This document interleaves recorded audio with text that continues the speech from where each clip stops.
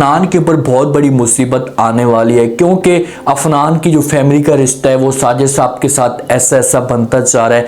अब इस मुश्किल से अफनान कैसे अपने आप को निकालेगा, क्योंकि साजिद साहब के सामने ये असलियत खुलकर आनी है। उसे इस बात का पता चलना है कि भाई मेरी बेटी इसी लड़के के साथ भाग कर गई है, तो अफनान के पास कौन से सबूत होंगे? क्या घर वाले अफनान की बातों के ऊपर यकीन कर पाएंगे? जैसे रमसा की दोस्त की डेथ हुई है तो उसके बाद रमसा को इस बात का एहसास हो चुका है, उसका ज़मीर जागना शुरू हो चुका है कि भाई इसमें कुछ भी नहीं है, इसमें सिर्फ ज़लालत है। ज़लालत के अलावा इंसान को कुछ भी नहीं मिलता। वो अपने आप को कमरे के अंदर बंद कर लेती है, दोस्त के पास मौजूद होती है, लेकिन उसके दिल में एहसास पैदा होता चल रहा है। अब ये घर वापस जाना चाहती है, लेकिन इसे पता है कि मैं घर जाऊंगी तो मेरा वालिद मुझे जीते जी मार देगा, मेरे साथ कभी भी बात नहीं करेगा, मुझे माफ़ नहीं करेगा।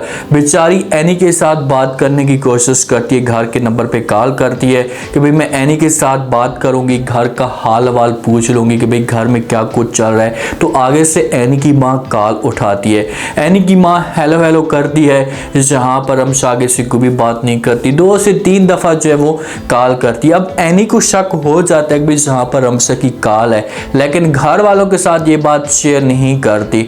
वहाँ से एनी की माँ जो है वो चली जाती है कि भाई ये कौन हो सकता है, इसको मसला क्या है, ये बात क्यों नहीं करना चाहती।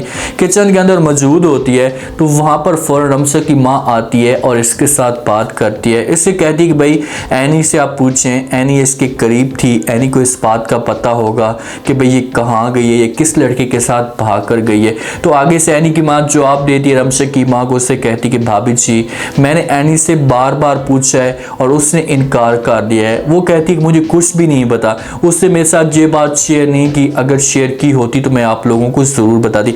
अब एनी को समझो कि 50% तो पता है, उसे इस बात का अंदाज़ा भी है कि भाई ये लड़की किसके साथ भाग कर गई है या किस लड़के के साथ ये रहती थी। अगर एनी यही अल्फाज निकालती अपनी ज़बान से तो अफनान के लिए बहुत बड़ी मुसीबत खड़ी हो सकती है। एनी की माँ कहती है कि भाई मुझे आज घर में मैं मौजूद रही हूँ तो घर में 2 से 3 दफ़ा कॉलें आई हैं, समझ नहीं आ रही कि आगे वाली लड़की कौन है। मेरा तो शक जा रहा है कि ये रमसा ही हो सकती है।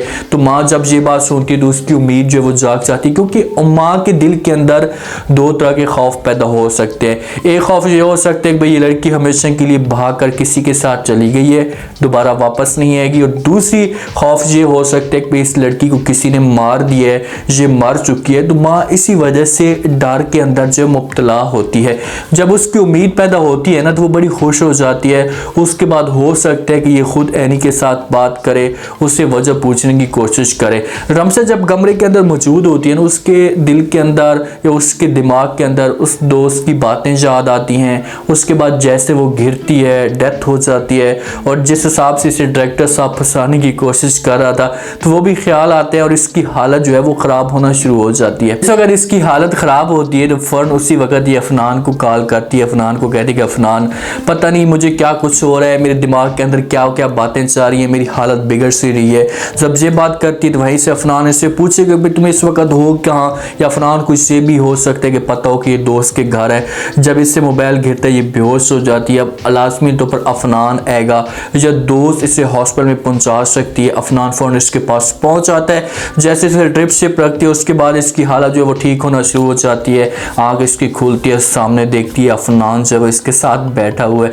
अफनान जब इसे देखते हैं तो रमसा मुस्कुराना शुरू कर देती है। अफनान इससे पूछने की कोशिश करते और कहते हैं कि भाई तुम मुस्कुरा क्यों रही हो, इतनी मुसीबत आपके ऊपर आई हुई है। तो आगे से रमसा जवाब देती है, कहती है कि भाई मैं इस वजह से मुस्कुरा रही हूँ कि जब भी मैंने मुश्किल में आपको जो है वो पुकारा है तो आप भागकर मेरे पास आए। अब रमसा के दिल में ना अफनान के लिए मोहब्बत पैदा होती जा रही है। उसके दिल में ऐसा ऐसा जगह बनना शुरू हो चुकी है। उसे पता चल चुका है कि भाई यही लड़का है जो मेरे मुश्किल वक्त में काम आ सकता है। जहाँ पर अफनान उसे समझाता है और कहते हैं कि भाई तुम्हारे ऊपर मुसीबतें एक नहीं आती, तुम्हारे ऊपर कई से कई हज़ारों मुसीबतें आती हैं। मैं हर मुसीबत में तुम्हारे पास कैसे पहुँच सकता हूँ।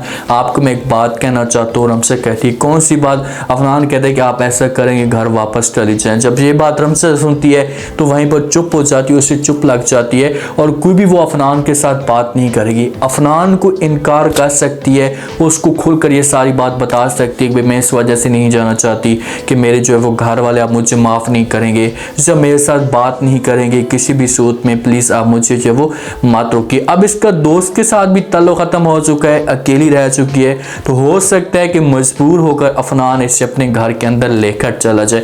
और जब घर के अंदर लेकर जाएगा ना, तो उसके बाद जो वो बहुत बड़ा ट्विस्ट शुरू होगा। रमसा की माँ बेचारी रमसा की सारी यादों को अपने दिल के साथ लगाकर बैठी हुई है। इसके कमरे के अंदर इंटर होती है, इसके जो वो बिल्लू को देखती है, उसके बाद इसके तकियों के ऊपर हाथ फेरती है कि भाई मेरी बेटी जहाँ पर सोती थी, एक ही बेटी थी, समझो कि जिगर का टुकड़ा था, और उसने ऐसी इनको जलाला दिया, ये ऐसा रुस्वा किया कि कभी भी नहीं भूल सकेंगे। जब कमरे के अंदर मौजूद होती है तो पीछे से साजिद साहब भी पहुंच जाते हैं, और साजिद साहब जो अपनी बेगम को बातें सुनाना शुरू कर देता है, इसके ऊपर तांस करता है कि भाई आपका जो है वो क्या मकसद बनता है। जो आपको मना भी किया था कि ये लड़की हमारे लिए मार चुकी है, तो आपने किसी भी सूरत में इस कमरे के अंदर नहीं आना, हर चीज़ ख़त्म हो चुकी है। लेकिन माँ कहाँ ये बातें सुनती है, माँ का दिल तो नरम होता है ना, वो तो अपनी बेटी की या बच्चे की उम्मीद से ज़िंदा होती है, इसी वजह से वो साजिद साहब को समझाती है, लेकिन साजिद साहब इसकी बात नहीं सुनता। जितना भी सामान पड़ा होता है, इसकी टिकटॉक की जो वो लाइट्स होती हैं, जो भी सामान होता है, वो सारा का सारा उठाता है और बाहर जो फेंक देता है और उसको आग लगा देता है। भाई ये जब लड़की हमारे लिए मार चुकी है, तो इसका सामान भी हमारे लिए हमेशा के लिए मार चुका है, कभी किसी भी सूरत में ये अब हमारे घर में वापस नहीं आएगी।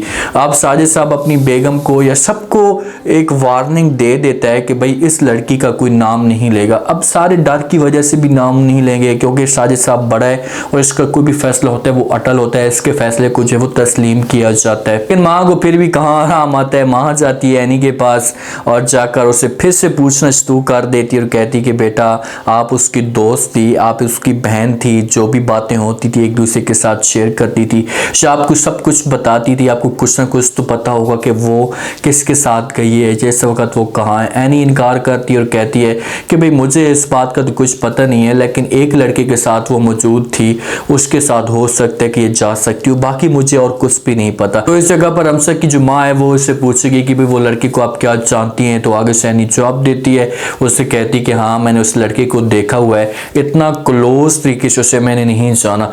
इनके दिमाग के अंदर वो लड़का अफनान चल रहा है। अब एनी के दिमाग के अंदर एनी बताएगी जहाँ पर रमसा की माँ को कि भाई वो लड़का ये हो सकता है, मैं उसे जब सामने देखूंगी तो पहचान लूंगी, और ऐसा ऐसा वही लड़का अब आएगा जहाँ पर एनी के सामने, और जिस जगह या जिस वक्त एनी के सामने आएगा तो एनी जो है वो शोर मचाना शुरू कर देगी और अफनान के ऊपर मुसीबत आ जाएगी। अफनान के ऊपर अब मुसीबत तो बहुत बड़ी आने वाली है, क्योंकि साजिद साहब का जो रिश्ता है ना वो इनके साथ बहुत बनता जा रहा है, और इसके वालिद के साथ भी रिश्ता बहुत ज़्यादा करीब होता जा रहा है। तो इसी वजह से जिस वक्त पता चलेगा अफनान के वालिद को, साजिद साहब को, कि भाई मेरी बेटी को अफनान ने ही भगा कर रखा हुआ है, तो इसके लिए एक तमाशा खड़ा हो जाएगा और बहुत बड़ी बात बन जाएगी। हो सकता है कि अफनान मजबूर होकर इज्जत की खातिर अब रमसा के साथ शादी भी कर दे। अब अफनान इंटरेस्ट तो नहीं रखता इसके साथ, एक दोस्ती के तौर पर इसका जो सपोर्ट कर रहा है,